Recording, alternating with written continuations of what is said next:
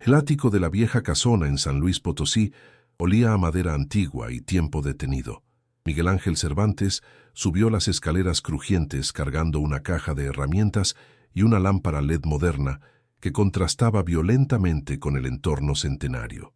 A sus 35 años, trabajaba como restaurador de fotografías históricas, un oficio que había aprendido casi por accidente, pero que se había convertido en su pasión. Su abuela, doña Esperanza Cervantes de Montoya, había fallecido 3 semanas atrás a los 96 años.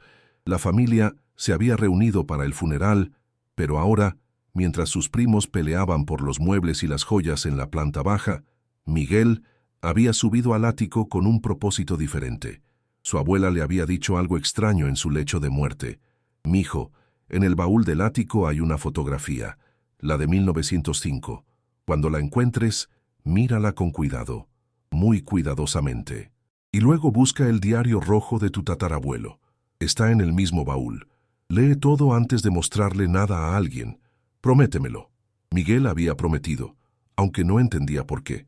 Ahora, rodeado de décadas de objetos acumulados, muebles rotos, ropa antigua, cajas de documentos amarillentos, buscaba ese baúl del que su abuela había hablado. Lo encontró en el rincón más alejado, cubierto por una lona polvorienta. Era un baúl de madera oscura con herrajes de bronce oxidado y un candado antiguo que se rompió con un simple tirón. Dentro, envueltas en tela de lino, había varias fotografías de diferentes épocas, documentos legales y, efectivamente, un diario de cuero rojo con las iniciales JCM grabadas en oro descolorido. Miguel sacó las fotografías primero. Reconoció algunas: su bisabuelo en su boda, su tatarabuela con sus hijos, varias escenas de la vida en el rancho familiar a principios del siglo XX, pero una en particular llamó su atención. Era más grande que las demás, montada en cartón grueso con bordes decorados al estilo de principios de 1900. La fotografía mostraba a una familia completa: un hombre de bigote espeso y traje formal, una mujer con vestido oscuro de cuello alto y 5 niños de diferentes edades, todos vestidos con su mejor ropa. Detrás de ellos se veía el rancho familiar, y más atrás una línea de árboles que marcaba el inicio del bosque. Al reverso, escrito con tinta descolorida, decía: «Familia Cervantes Montoya, Rancho El Encinal, 15 de agosto de 1905». Miguel llevó la fotografía cerca de su lámpara y la examinó con la lupa que siempre llevaba consigo. El estado de conservación no era malo para tener más de 115 años, pero había manchas de humedad y el contraste se había perdido en algunas áreas. Fue entonces cuando lo vio. En la línea de árboles del fondo, apenas visible, había algo que no cuadraba. Una forma oscura, demasiado grande para ser una sombra normal, demasiado definida para ser un efecto de la luz. Miguel ajustó su lupa acercándose más. Su corazón comenzó a latir más rápido. Había una figura, enorme, bípeda, parcialmente oculta detrás de un pino grande, pero con suficiente cuerpo visible para distinguir proporciones que no correspondían a ningún animal conocido. Y lo más perturbador, 2 puntos brillantes donde deberían estar los ojos, reflejando la luz del flash de magnesio que los fotógrafos usaban en esa época. Miguel se frotó los ojos, pensando que era su imaginación. Pero cada vez que miraba, la forma seguía ahí. Sacó su teléfono y tomó una fotografía de la foto antigua. Luego la transfirió a su laptop y abrió su software de restauración profesional. Durante las siguientes 2 horas, trabajó en la imagen digital, ajustando el contraste, reduciendo el ruido, mejorando la definición. Con cada ajuste, la figura en el fondo se volvía más clara y más imposible. No era una sombra, no era un árbol mal interpretado, era definitivamente algo vivo. Algo que medía fácilmente 2,5 metros, cubierto de lo que parecía ser pelo largo y oscuro, con brazos proporcionalmente más largos que los de un humano. Y esos ojos definitivamente estaban mirando hacia la cámara, hacia la familia. Miguel sintió un escalofrío recorrer su espalda. Miró nuevamente la fotografía original, luego a las personas retratadas. Se veían tranquilas, posadas, sin señales de miedo o alarma, como si no supieran que había algo observándolos, o como si, Como si supieran y no les importara, pensó Miguel en voz alta. Recordó las palabras de su abuela. Mírala con cuidado, muy cuidadosamente. Ella lo sabía. Sabía lo que había en esa fotografía. Con manos temblorosas, Miguel tomó el diario rojo. Lo abrió con cuidado, consciente de que el papel tenía más de un siglo de antigüedad. La primera página tenía una inscripción en caligrafía elegante. Diario privado de José Cervantes Montoya. Comenzado en el año de Nuestro Señor de 1898. Que estas páginas guarden la verdad de lo que pocos comprenderían. Miguel pasó las páginas con cuidado. Las primeras entradas eran mundanas, registros del rancho, nacimientos y muertes en la familia, precios del ganado, notas sobre las cosechas, pero a medida que avanzaba hacia 1905, el tono cambiaba. 15 de marzo de 1905. Anoche lo volví a ver. Tercera vez este mes. Ya no puedo fingir que son imaginaciones. María dice que debo dejar de beber mezcal, pero estaba completamente sobrio. Lo vi claro como veo esta página, una figura enorme entre los pinos, observando la casa. Cuando encendí la lámpara, se retiró sin hacer ruido. ¿Qué clase de criatura puede moverse tan silenciosamente siendo tan grande? Miguel sintió un escalofrío. Siguió leyendo, saltando a entradas más adelante. 2 de abril de 1905. Hablé con don Abundio, el anciano del pueblo. Él no pareció sorprendido cuando le conté sobre la criatura. Me miró con ojos cansados y dijo: «Tu familia la conoce desde hace mucho tiempo, José. Tu abuelo también las vio, y el abuelo de tu abuelo. Hay cosas en estas montañas que son más antiguas que nuestros pueblos». Le pregunté qué debía hacer. «Nada», me dijo. «Solo respétalo y él te respetará a ti». 20 de mayo de 1905. Ha dejado señales, marcas en los árboles cerca del arroyo donde llevamos al ganado, huellas enormes en el barro. Mi hijo mayor, Joaquín, de 14 años, las vio y quiso seguirlas. Tuve que prohibírselo firmemente. No sé si la criatura es peligrosa, pero no puedo arriesgar a mis hijos. 15 de agosto de 1905. Hoy llegó el fotógrafo de Guadalajara, que contraté para tomar el retrato familiar. Es una inversión grande, pero María insiste en que necesitamos un registro para la posteridad. Los niños se vistieron con su mejor ropa. Justo cuando el fotógrafo preparaba su equipo, vi a la criatura en la línea de árboles. Estaba observando, como hace a menudo. Consideré posponer la sesión, pero María ya había invertido tanto esfuerzo. Decidí seguir adelante. Si la criatura quería atacarnos, ha tenido muchas oportunidades. Por alguna razón simplemente nos observa. El fotógrafo nunca la vio. Sus ojos estaban concentrados en su cámara. Pero yo sí, y supe en ese momento que quedaría registrada en la fotografía. Tal vez sea apropiado. Si nuestra familia ha vivido junto a esta criatura durante generaciones, ¿por qué no debería aparecer en nuestro retrato? Miguel dejó caer el diario sobre sus rodillas, atónito.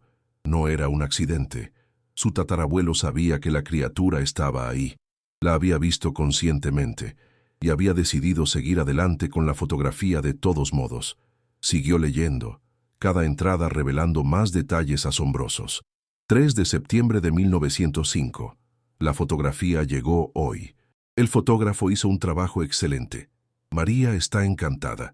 Cuando la examiné con lupa, pude ver la silueta de la criatura en el fondo, exactamente donde sabía que estaría. Es borrosa, pero está ahí. Me pregunto si algún día, en el futuro, alguien la verá y comprenderá lo que significa. Decidí escribir todo en este diario, todo lo que sé, todo lo que he experimentado, para que si algún descendiente mío alguna vez encuentra esta fotografía y tiene preguntas, pueda encontrar respuestas aquí. Miguel sintió que su respiración se aceleraba.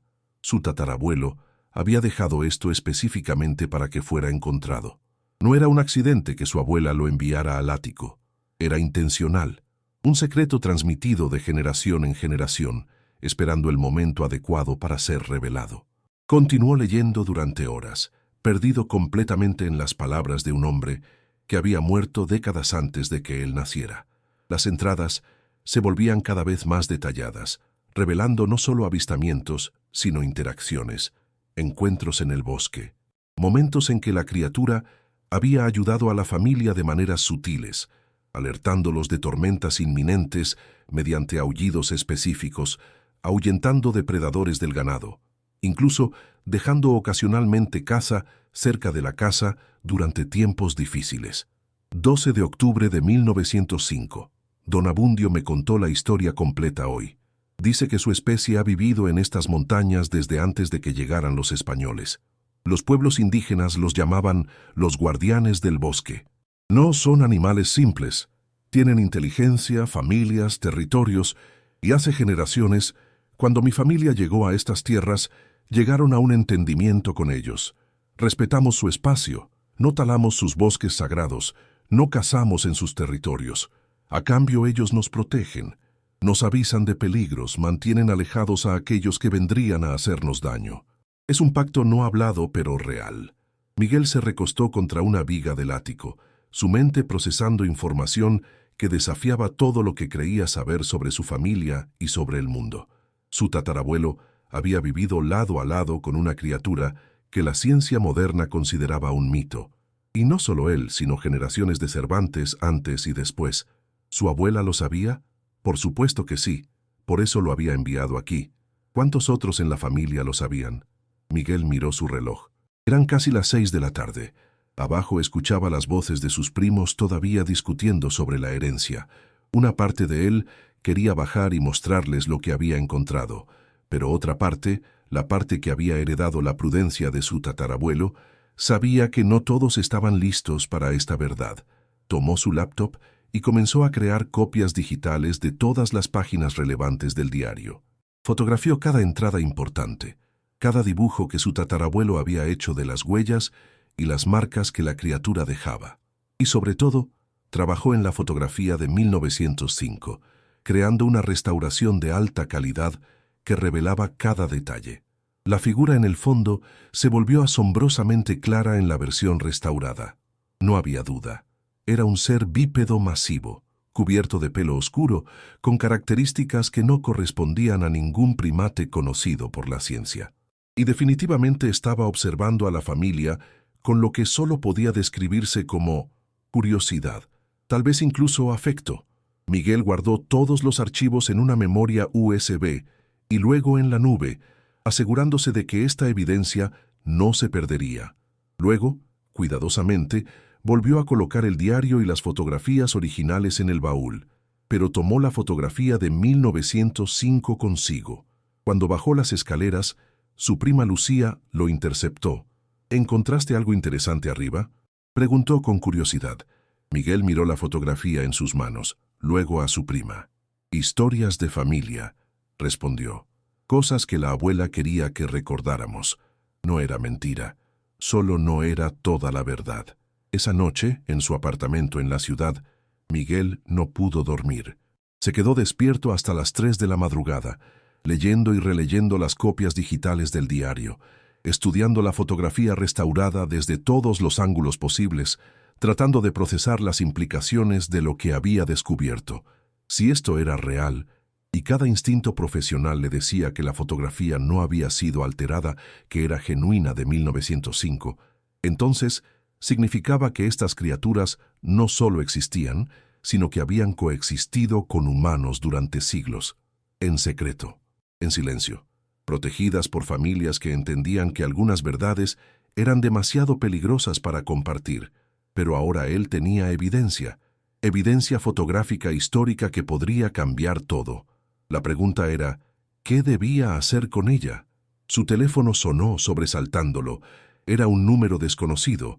Vaciló, pero finalmente contestó. ¿Miguel Cervantes?, preguntó una voz de mujer mayor con acento del norte. Sí, ¿quién habla? Mi nombre es Guadalupe Montoya. Soy prima segunda de tu abuela Esperanza. Ella me dijo que tal vez me llamarías después de que encontraras el diario. Necesitamos hablar. Hay cosas que necesitas saber antes de que decidas qué hacer con esa fotografía. Miguel sintió un escalofrío. ¿Cómo sabes sobre la fotografía? Porque mi familia también tiene una, de 1923. Y en ella aparece la misma criatura, observando a mi abuelo. Nosotros también hemos guardado el secreto durante generaciones, y hay otras familias, todas conectadas por el mismo pacto silencioso. ¿Cuántas? Suficientes para que entiendas que esto es más grande de lo que imaginas. Puedes venir a Monterrey este fin de semana. Hay personas que necesitas conocer y hay más evidencia que necesitas ver antes de que decidas qué hacer. Miguel miró la fotografía de 1905 en su pantalla, la figura observando a su familia, protegiendo, esperando. Estaré allí, dijo. El viaje en autobús a Monterrey duró 6 horas. Miguel pasó la mayor parte del tiempo revisando obsesivamente las copias digitales del diario de su tatarabuelo y la fotografía restaurada, como si pudieran revelar nuevos secretos si las miraba lo suficiente. Había empacado la fotografía original en una carpeta rígida, forrada de terciopelo, tratándola con el cuidado reverente que daría a una pieza de museo invaluable, porque eso era exactamente lo que era. Guadalupe Montoya lo esperaba en la estación de autobuses. Tenía 70 y tantos años, cabello completamente blanco recogido en un moño elegante y ojos afilados que lo evaluaron inmediatamente cuando bajó del autobús. «Tienes el mismo aspecto que tu bisabuelo Joaquín», dijo sin preámbulos.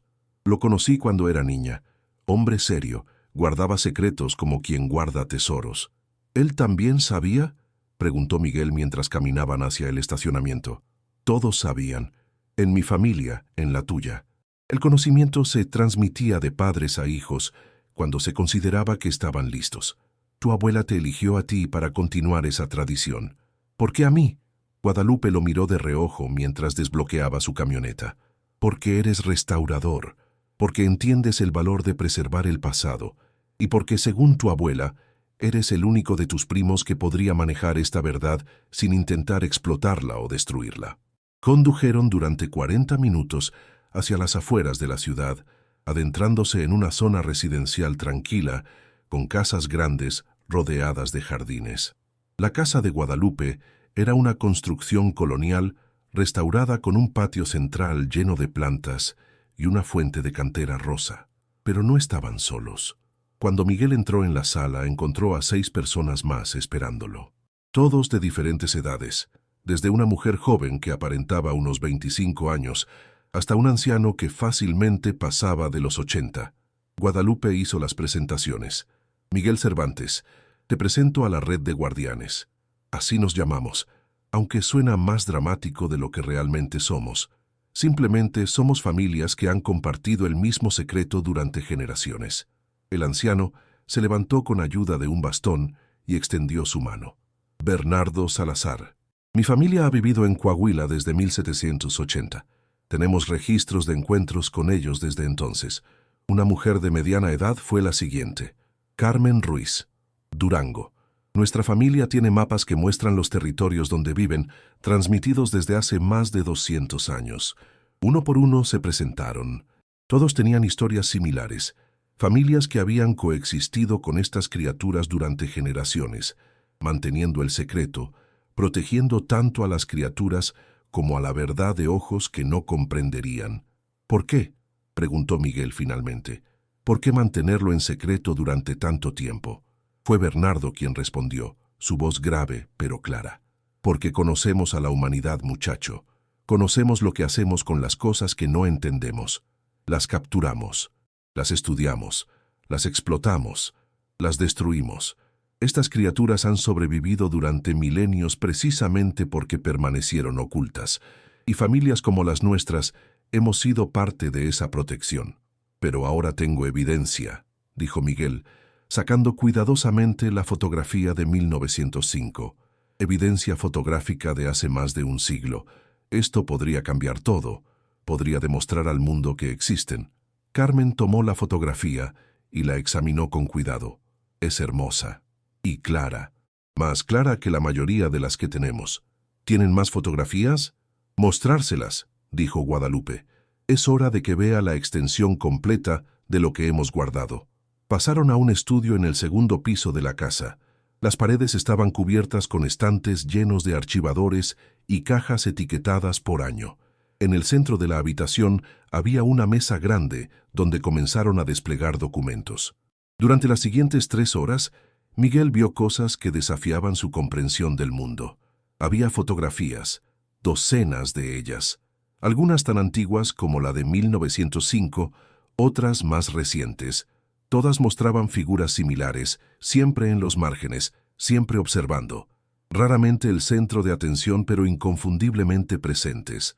Una fotografía de 1923 mostraba una boda en un rancho. En el fondo, entre los mezquites, se distinguía claramente una figura enorme observando la celebración. Otra de 1947 mostraba a una familia durante una cosecha. En la línea de árboles del fondo, dos figuras, una grande y una más pequeña, claramente un adulto y un juvenil, observaban el trabajo. Una de 1968 mostraba niños jugando cerca de un arroyo. Sentada en una roca a 50 metros de distancia, parcialmente oculta por la vegetación, había una figura que los vigilaba, como un guardián.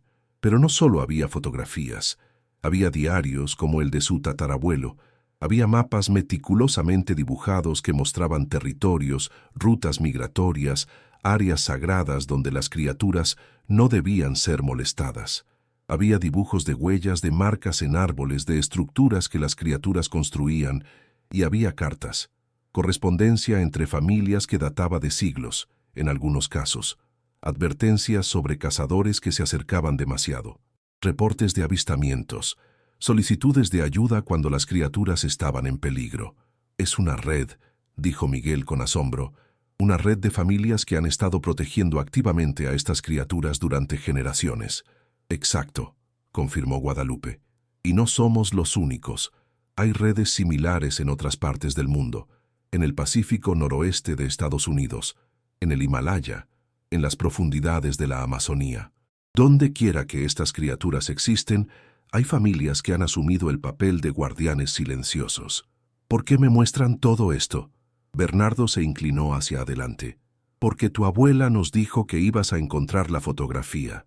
Y nos dijo que cuando lo hicieras probablemente querrías hacer algo con ella, publicarla, mostrarle al mundo que estas criaturas existen. Entendemos el impulso, es natural, pero antes de que tomes esa decisión, necesitas entender las consecuencias.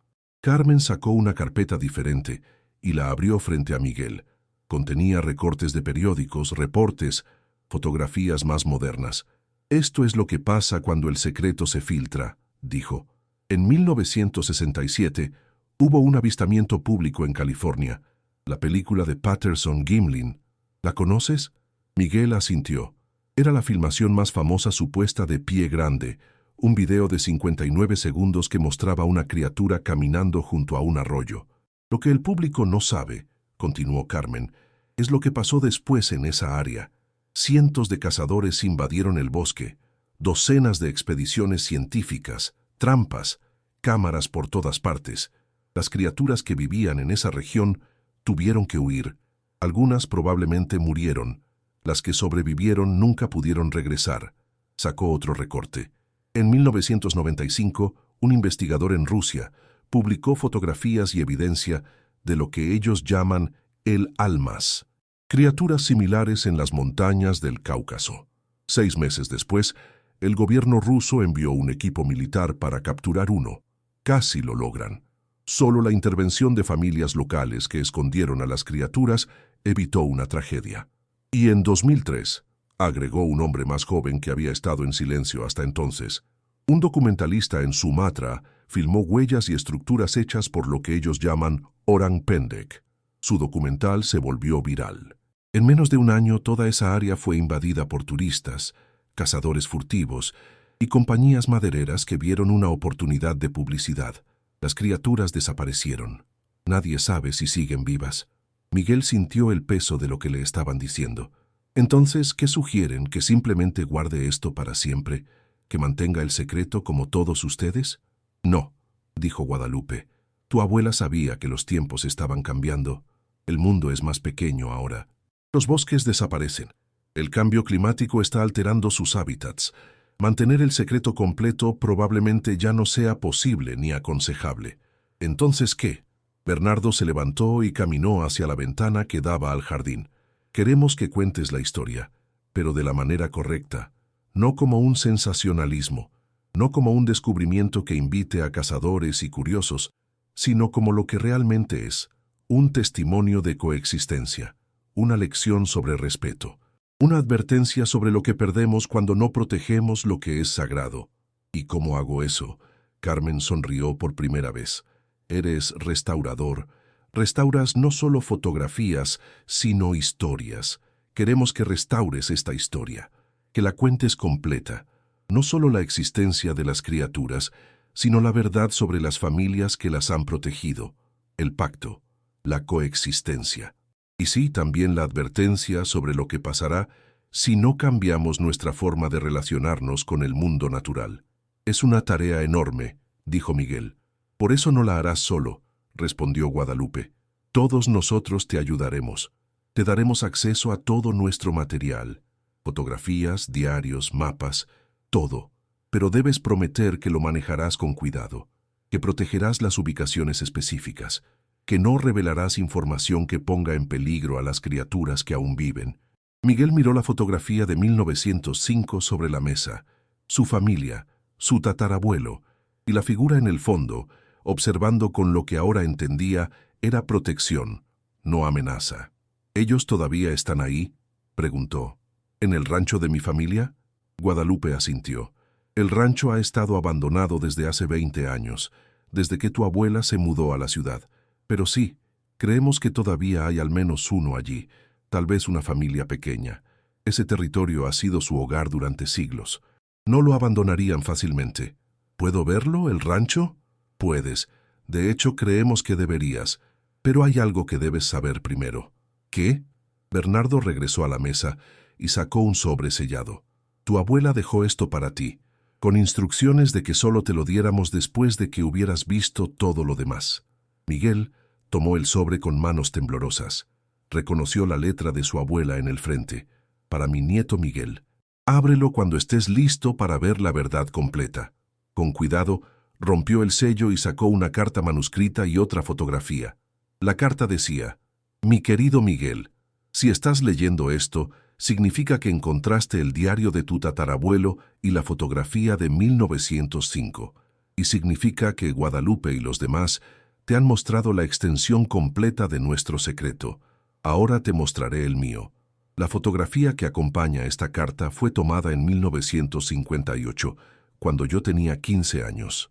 Es del mismo rancho, el mismo lugar donde se tomó la fotografía de 1905. Pero esta vez, la criatura no está en el fondo, está al frente, conmigo. Déjame contarte lo que nunca le conté a nadie excepto a tu abuelo. Cuando yo tenía 13 años, me perdí en el bosque durante una tormenta terrible. Estuve perdida durante 2 días.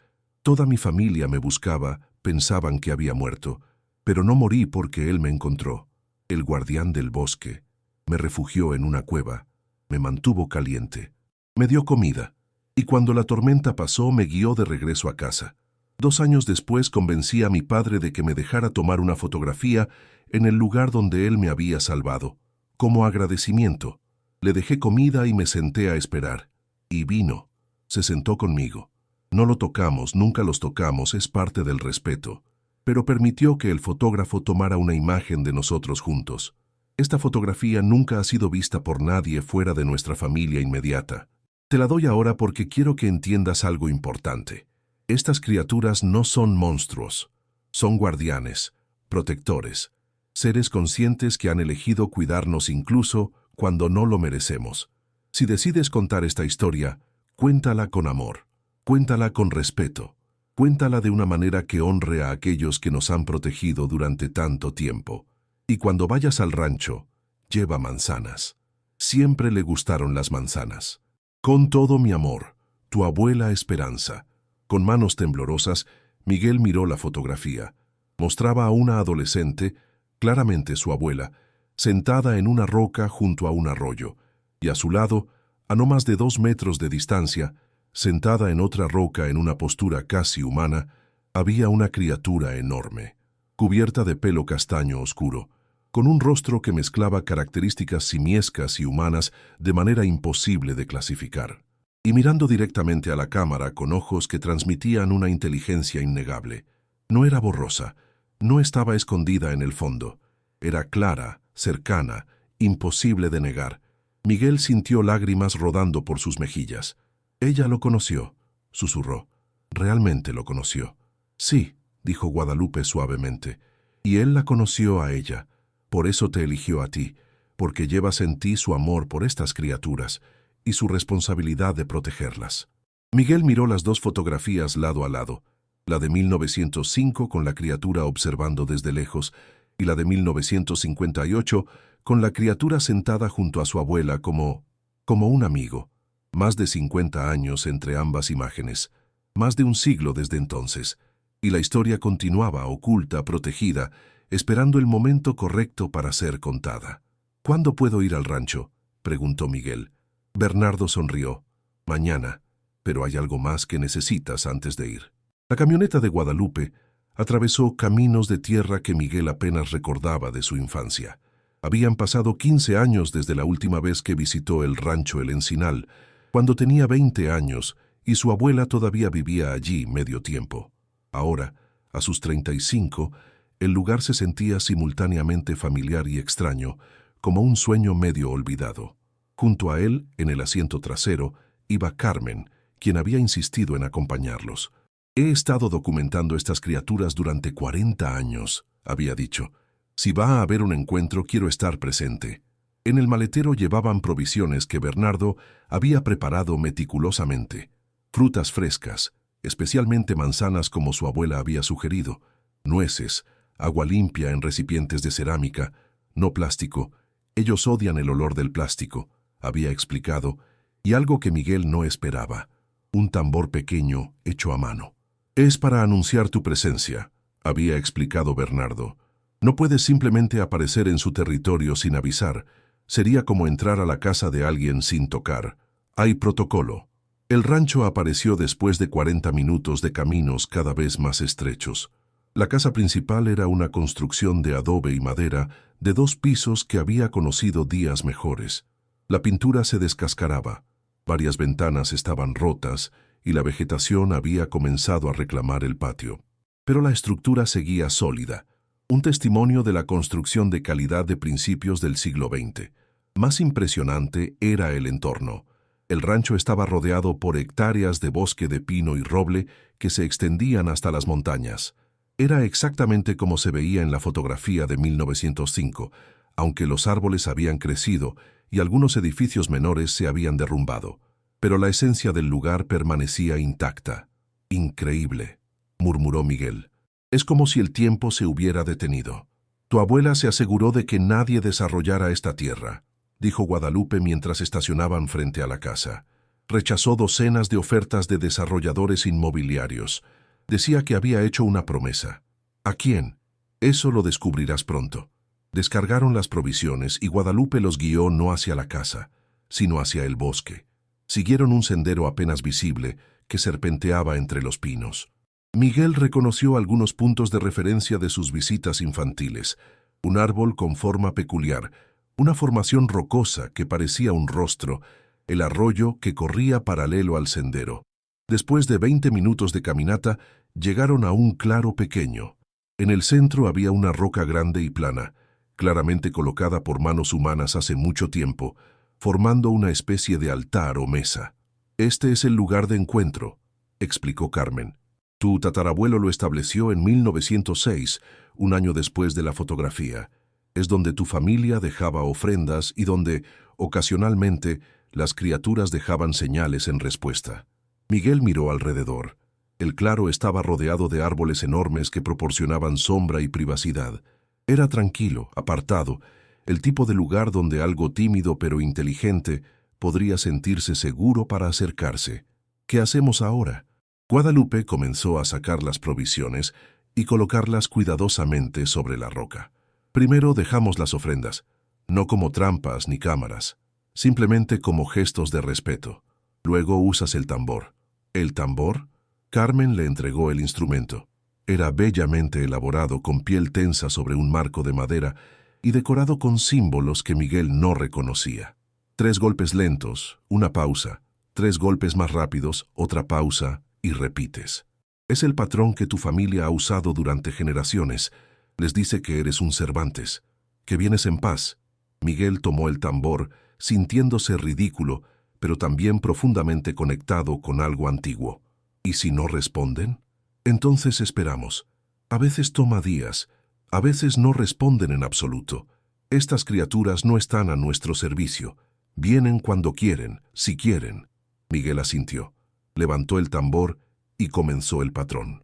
3 golpes lentos, graves, que resonaron entre los árboles. Pausa. 3 golpes más rápidos. Pausa. Repitió la secuencia 5 veces, como Bernardo le había instruido. Luego esperaron. Los minutos se convirtieron en 1 hora. Luego 2. El sol comenzó su descenso hacia el horizonte, pintando el bosque de tonos dorados. Carmen sacó una manta y se sentó en el suelo, claramente preparada para esperar todo el tiempo que fuera necesario. Guadalupe permanecía de pie vigilante, explorando el perímetro del claro con ojos experimentados. Miguel se sentó junto a Carmen y sacó la fotografía de 1905 de su mochila. La estudió a la luz de la tarde, comparando los árboles del fondo con los que ahora los rodeaban. Algunos eran los mismos, solo más viejos, más grandes. Este lugar tenía memoria. ¿Qué piensas hacer?, preguntó Carmen suavemente. Después de esto, con toda la evidencia que te hemos mostrado. Miguel no respondió inmediatamente. Había estado luchando con esa pregunta desde que vio la primera fotografía. Quiero contarla, dijo finalmente. La historia completa, pero de la manera correcta. No como un sensacionalismo sobre monstruos, sino como lo que realmente es. Un testimonio de coexistencia, de respeto, de familias que eligieron proteger en lugar de explotar. Un libro, tal vez, o un documental, o ambos, pero controlado, sin revelar ubicaciones específicas, sin poner en peligro a las criaturas que todavía viven. Quiero que el mundo sepa que existieron, que existen, pero también quiero que entienda por qué debemos dejarlas en paz. Carmen sonrió. Tu abuela eligió bien. Fue entonces cuando Guadalupe levantó la mano, señalando silencio.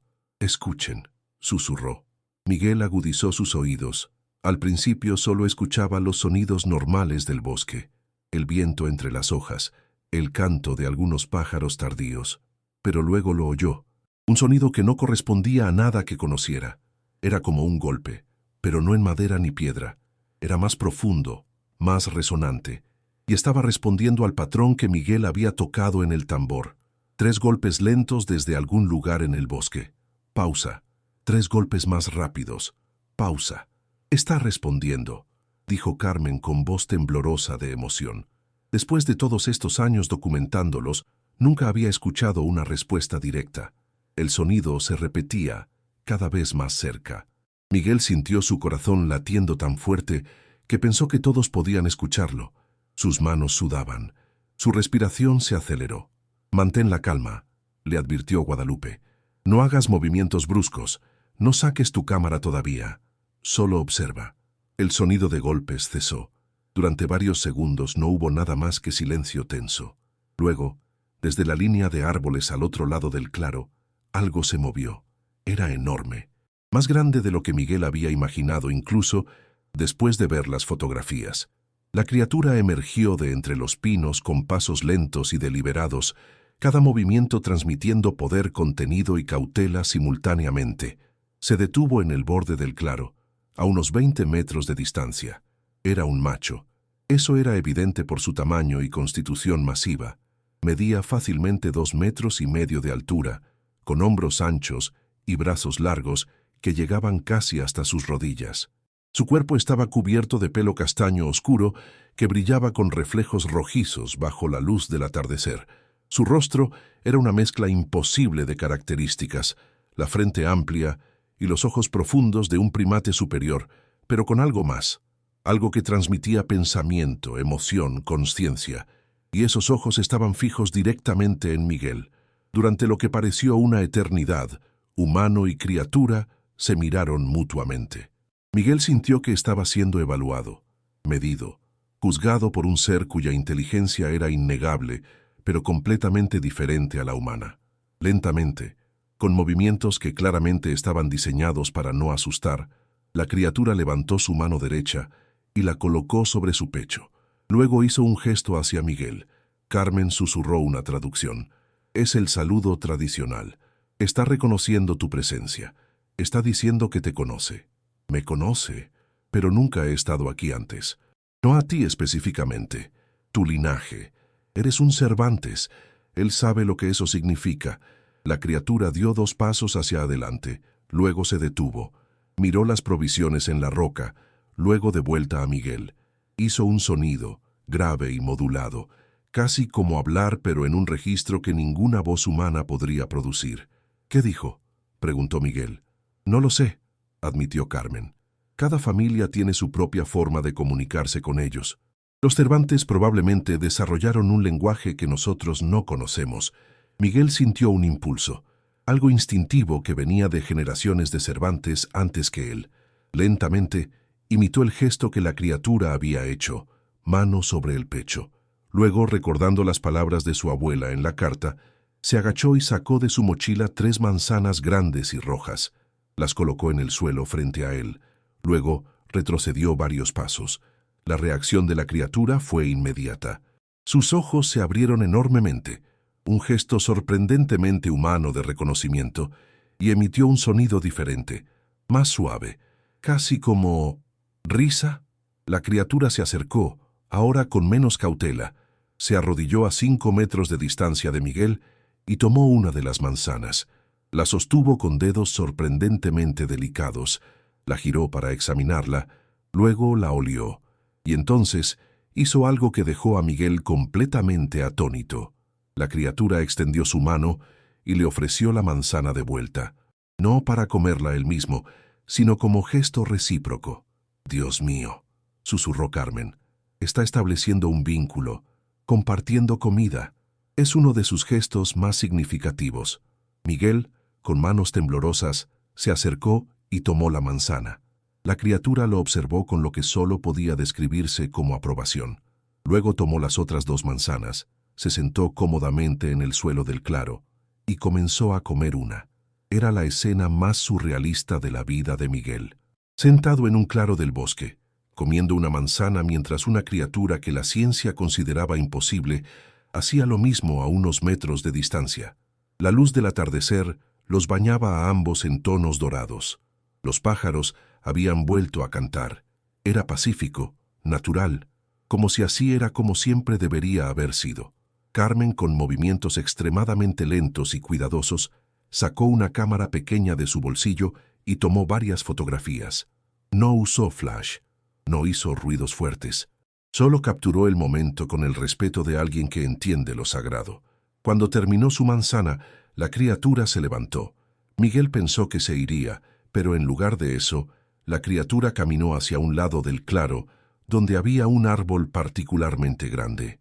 Con uno de sus largos dedos comenzó a trazar algo en la corteza blanda. Miguel se acercó con cautela. La criatura no se alejó, simplemente continuó su trabajo. Estaba dibujando. Líneas simples pero claramente intencionales.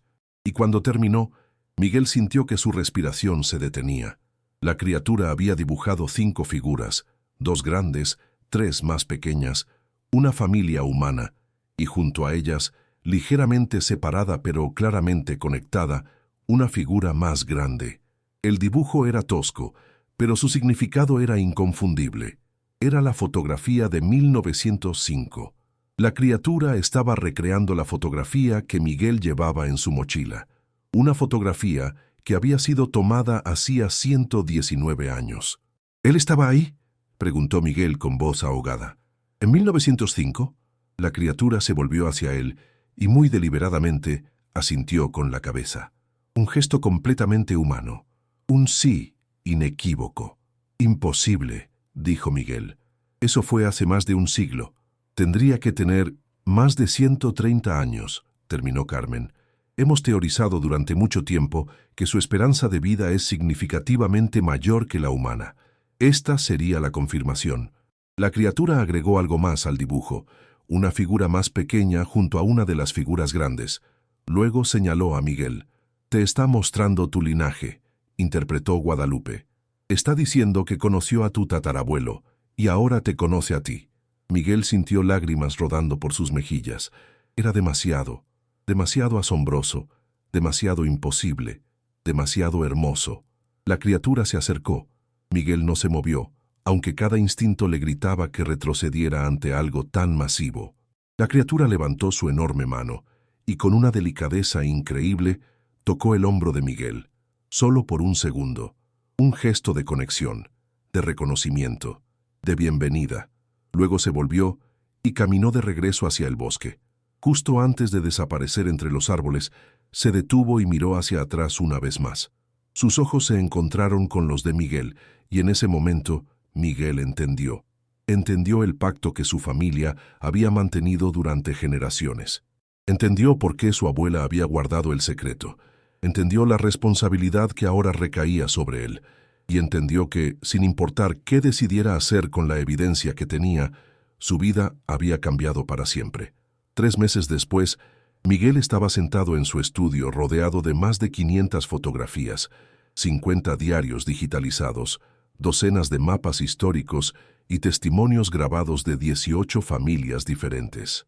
Había pasado 90 días investigando obsesivamente, viajando entre estados, entrevistando a los guardianes, documentando todo con el cuidado meticuloso de un historiador y la reverencia de alguien que entiende que está manejando algo sagrado, pero ahora enfrentaba la pregunta más difícil. ¿Qué hacer con todo esto? Su teléfono sonó. Era Guadalupe. «Hay alguien que quiere conocerte», dijo sin preámbulos. «Puede estar aquí en 2 días. Es importante». «¿Quién?» «Dr. James Morrison, antropólogo de Stanford, uno de los pocos académicos en los que confiamos.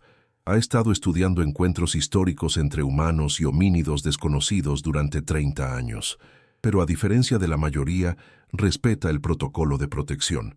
¿Le contaste sobre mis fotografías?» «Le conté que tienes evidencia significativa. Quiere verla antes de que decidas qué hacer». Miguel vaciló. La idea de mostrarle su evidencia a un extraño, incluso un académico respetado, le causaba ansiedad. «¿Confías en él?» «Con mi vida, y con la vida de las criaturas que protegemos. No te pediría que lo conocieras si no fuera así». 2 días después, el Dr. Morrison llegó a Ciudad de México. Era un hombre de 60 y tantos años, cabello gris despeinado, barba corta y ojos azules penetrantes que evaluaban todo con atención científica. Llevaba consigo una maleta pequeña y una mochila grande que, explicó, contenía sus propios materiales de investigación. Miguel lo recibió en su estudio, donde había preparado una presentación de su evidencia. Comenzó con la fotografía de 1905, proyectándola en su pantalla grande con todos los detalles de restauración que había completado. Morrison se inclinó hacia adelante, estudiando la imagen con una lupa. Durante 5 minutos no dijo nada. Simplemente examinó cada centímetro de la fotografía. Finalmente se recostó. «Es genuina», dijo, «sin manipulación digital, sin doble exposición. La emulsión fotográfica corresponde a las técnicas de principios de 1900, y la figura en el fondo…» Hizo una pausa. «Es la imagen más clara de esa época que he visto jamás». «¿Ha visto otras?» Morrison sonrió. «He pasado 30 años recopilando evidencia similar. Tengo 23 fotografías históricas de diferentes partes del mundo que muestran figuras similares, pero ninguna tan clara ni tan bien conservada como esta». Pasó a mostrarle la fotografía de 1958 con su abuela. Morrison se quedó sin aliento. «Extraordinario. La proximidad, la claridad, el lenguaje corporal de ambos sujetos sugiere familiaridad, confianza. Esto cambia todo». Durante las siguientes 4 horas, Miguel le mostró todo. Las fotografías de otras familias, los diarios, los mapas, los testimonios, y finalmente las fotografías que Carmen había tomado 3 meses atrás en el rancho, mostrando a Miguel y a la criatura compartiendo manzanas en el claro. Cuando terminó, Morrison estaba visiblemente emocionado. «¿Entiende lo que tiene aquí?», preguntó. «No es solo evidencia de que estas criaturas existen, es evidencia de que han coexistido con humanos durante siglos, de que son capaces de relaciones interespecíficas complejas, de pensamiento simbólico, comunicación, transmisión cultural. Esto no es solo zoología, es antropología, sociología. Es la historia de 2 especies inteligentes compartiendo el mismo espacio en términos relativamente pacíficos. ¿Qué cree que debo hacer con esto?». Morrison se quitó los lentes y se frotó los ojos. Esa es la pregunta del $1.000.000, ¿verdad? Publicarlo podría revolucionar nuestra comprensión de la evolución humana, de la biodiversidad, de lo que es posible. Pero también podría poner en peligro a las criaturas que todavía existen. Entonces, ¿qué sugiere? Morrison abrió su mochila y sacó varios documentos. Sugiero que hagamos esto correctamente. No una publicación sensacionalista en tabloides, no un documental de televisión que invite cazadores, sino una presentación académica formal en un simposio controlado. Invitación solamente. Antropólogos, biólogos conservacionistas, representantes de pueblos indígenas, activistas de protección de hábitat, personas que entiendan las implicaciones y la necesidad de protección. ¿Y después? Después trabajamos con gobiernos y organizaciones de conservación para establecer áreas protegidas, no como zoológicos ni reservas donde las criaturas sean exhibidas, sino como santuarios donde sean dejadas en paz. Usamos tu evidencia no para exponerlas, sino para argumentar por su protección legal. Miguel consideró la propuesta. ¿Cuánto tiempo tomaría organizar algo así? 6 meses, tal vez 1 año, pero lo haríamos bien. Y mientras tanto, continuamos documentando. Con tu permiso, me gustaría traer a algunos colegas de confianza, otros académicos que han pasado décadas estudiando estos encuentros en otras partes del mundo. Podríamos crear un compendio global de evidencia. ¿Con protección para las ubicaciones? Absoluta. Todas las ubicaciones específicas serían codificadas. Ninguna fotografía mostraría características geográficas identificables. Todo el enfoque estaría en la historia de coexistencia, no en crear un mapa del tesoro para cazadores. Miguel miró la fotografía de 1905 en su pantalla, su tatarabuelo y su familia, con la figura vigilante en el fondo. Generaciones de protección silenciosa, generaciones de respeto mutuo. «Hay algo más que necesitas saber», dijo Miguel. «Algo que descubrí la última vez que fui al rancho». Sacó su teléfono y mostró una serie de fotografías que había tomado 2 semanas atrás. Mostraban el mismo claro del bosque, pero esta vez había algo nuevo. Una estructura. Ramas entrelazadas formando una especie de refugio. Y dentro del refugio, claramente visibles, había objetos que alguien había dejado allí. Morrison se inclinó para ver mejor. «¿Qué es eso?» «Juguetes», dijo Miguel. «Juguetes viejos de mi infancia». Los reconocí inmediatamente. Estaban en la casa del rancho, guardados en una caja en el ático. Alguien los sacó y los colocó en este refugio. ¿Quién? Él. La criatura. Creo que entró en la casa, algo que nunca había hecho mientras mi familia vivía allí, y tomó estos objetos específicos. No cosas valiosas, no comida, juguetes, como recuerdos. Morrison entendió inmediatamente las implicaciones. Pensamiento simbólico avanzado, asociación de objetos con individuos específicos, sentimentalismo. Esto es comportamiento cognitivo de alto nivel. Hay más. Miguel proyectó otra imagen. Esto estaba junto a los juguetes. La imagen mostraba un dibujo, claramente hecho con carbón en un trozo de corteza. Mostraba 2 figuras, una grande y una pequeña. La figura grande tenía su mano sobre el hombro de la pequeña, y debajo, trazado con cuidado meticuloso, había símbolos. No letras exactamente, pero definitivamente intentos de escritura. «Está tratando de comunicarse», dijo Morrison con voz temblorosa. «Está intentando desarrollar un lenguaje escrito. O está recordando uno que ya tenía», sugirió Miguel. «¿Y si estas criaturas tuvieron alguna forma de escritura en el pasado? ¿Y si lo que estamos viendo es un intento de recuperarla?» Morrison se quedó en silencio durante un largo momento. Si esto es cierto, si estas criaturas tienen no solo inteligencia, sino cultura transmitida, historia recordada, intentos de comunicación simbólica compleja, entonces no son solo otra especie de homínido, son una civilización paralela, una que ha existido junto a la nuestra durante milenios, eligiendo conscientemente permanecer separada. ¿Y eso cambia algo? Cambia todo. Ya no podemos clasificarlas simplemente como animales que merecen protección. Potencialmente son personas. No humanas, pero personas, con derechos que deberíamos reconocer legalmente. La enormidad de esa afirmación colgó en el aire entre ellos. «¿El mundo está listo para eso?», preguntó Miguel. «No, pero quizás es hora de que lo esté. Durante los siguientes 8 meses, Miguel trabajó con Morrison y un pequeño grupo de académicos de confianza para preparar lo que llamaron el Proyecto Coexistencia. Reunieron evidencia de 19 países diferentes, fotografías históricas, testimonios de familias guardianas, análisis antropológicos, estudios de conservación de hábitat. La presentación formal se realizó en un simposio privado en Ginebra, Suiza. Asistieron 150 personas cuidadosamente seleccionadas, científicos, representantes de pueblos indígenas, legisladores, activistas conservacionistas. Todos habían firmado acuerdos de confidencialidad estrictos sobre las ubicaciones específicas. Miguel fue quien dio la presentación principal.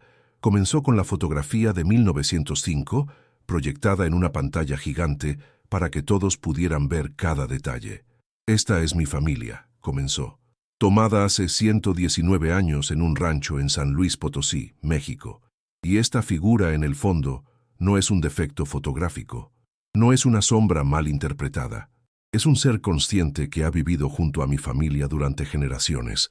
Durante las siguientes 2 horas, contó la historia completa, no como un sensacionalismo, sino como lo que era, un testimonio de coexistencia, de respeto mutuo, de 2 especies inteligentes encontrando maneras de compartir el mismo mundo sin destruirse mutuamente. Mostró los diarios de su tatarabuelo, los mapas de territorios compartidos, las fotografías de otras familias y, finalmente, las imágenes de su propio encuentro 3 meses atrás, compartiendo manzanas con una criatura que había conocido a sus ancestros más de un siglo antes. Cuando terminó, hubo silencio. Luego preguntas. Cientos de preguntas que Miguel y Morrison respondieron con toda la honestidad posible mientras protegían las ubicaciones específicas. La reacción fue mixta. Algunos científicos se mostraron escépticos a pesar de la evidencia. Otros quedaron convencidos pero preocupados por las implicaciones. Pero la mayoría entendió el mensaje central. Estas criaturas existían, eran inteligentes y merecían protección. 3 semanas después del simposio, Miguel recibió una llamada de la oficina del secretario de Medio Ambiente de México. El gobierno quería discutir la creación de áreas protegidas en las regiones donde las familias guardianas habían reportado presencia constante de las criaturas. No era reconocimiento oficial de su existencia. Oficialmente, eran reservas de biodiversidad para protección de especies endémicas en peligro. Pero Miguel sabía la verdad, y los guardianes sabían la verdad. Se estaban tomando pasos para protegerlas sin exponerlas. 6 meses después, Miguel publicó un libro. No era sensacionalista ni revelaba ubicaciones.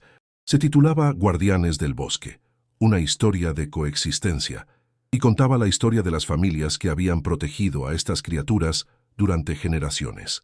Incluía la fotografía de 1905 en la portada.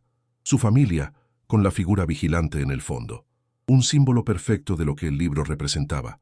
2 mundos existiendo lado a lado, respetándose mutuamente, protegiendo lo que era sagrado.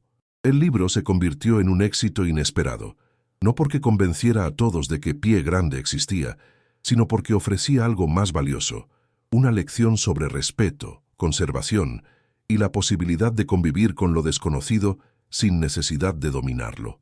Un año después, Miguel regresó al rancho en el aniversario de su primer encuentro. Llevaba consigo una copia del libro y una bolsa de manzanas. Caminó hasta el claro del bosque, donde todo había comenzado. La roca de las ofrendas estaba vacía, pero había señales de actividad reciente, huellas frescas, ramas movidas, marcas nuevas en los árboles. Dejó las manzanas y el libro sobre la roca, junto con una nota que decía simplemente: «Gracias por confiar en nosotros. Seguiremos protegiendo tu secreto». Se sentó en el suelo del claro y esperó. No estaba seguro de si vendría. Había pasado un año, y muchas cosas habían cambiado, pero sentía que debía intentarlo. Cuando el sol comenzaba a ponerse, escuchó el sonido familiar de golpes en árboles lejanos. 3 lentos, 3 rápidos, el patrón de respuesta. La criatura emergió del bosque, moviéndose con la misma cautela de siempre. Pero esta vez no estaba solo. Detrás de él venía otro, más pequeño, claramente un juvenil, una nueva generación. Miguel sintió lágrimas de alegría. La familia continuaba. A pesar de todos los peligros, a pesar de un mundo cada vez más pequeño, todavía estaban aquí. Todavía sobrevivían. La criatura adulta se acercó a la roca y tomó el libro. Lo giró en sus manos, estudiándolo con lo que Miguel solo podía interpretar como curiosidad. Luego lo abrió en la página con la fotografía de 1905 y lo miró durante un largo momento. Cuando levantó la vista hacia Miguel, sus ojos parecían transmitir algo parecido a ¿aprobación? ¿Gratitud? Era imposible estar seguro, pero Miguel eligió creer que la criatura entendía lo que el libro representaba.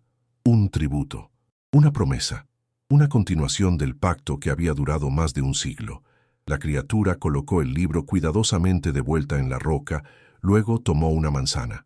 El juvenil lo imitó con movimientos menos coordinados, pero claramente aprendidos. Padre enseñando a hijo. Tradición transmitiéndose de generación en generación, tal como había ocurrido en la familia de Miguel. Se sentaron juntos en el claro mientras el sol terminaba de ponerse. Un humano y dos criaturas, que el mundo consideraba imposibles, compartiendo comida en silencio, unidos por más de un siglo de historia compartida. Cuando la oscuridad cayó completamente, las criaturas se levantaron para marcharse. Pero antes de desaparecer en el bosque, el adulto se detuvo, miró hacia atrás una última vez, levantó su mano en un gesto de despedida, y Miguel habría jurado que sonrió. Era el tipo de sonrisa que decía, «Hasta la próxima, la historia continúa»,